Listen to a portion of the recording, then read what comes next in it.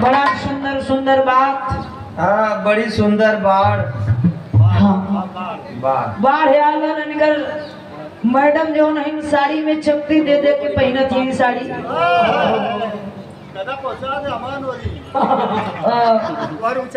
करे 2 बीघा खेत हो 200 बीघा खेत हो के 1 बीघा इनके लिख रहा। हाँ भैया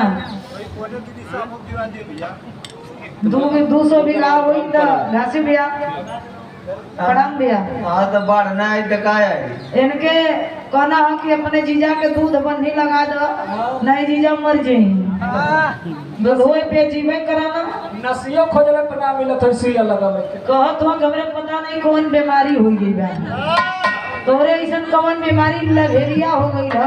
हां केहू के ठीक ना होई भाई इनके लभेरिया हो गई इनका बीमारी ठीक ना हो पावत है। हां एक जल्दी ठीक हो जाला कहत हो कमलिका ना बड़ी अक्षर सियान हो गल हो तब बीमारी अनेकों प्रकार का पछी आई त काहे डेरात हुआ। तो चचा दूध पियावत रहे और ध्यान दे। और बड़ा बढ़िया बड़ी सुंदर निर्गुण वाह वाह वाह 2-4-5 मिनट में और बड़ी मिजाजी निर्गुण रहा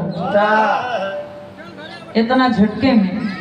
कुल काम झटके वाला अंतर हाँ कुल काम झटके में रहला और बड़ा झटपट रहला और झटपट रही के चाहे।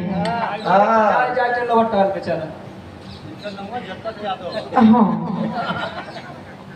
बड़ा बढ़िया पैसा मिले लगल तभी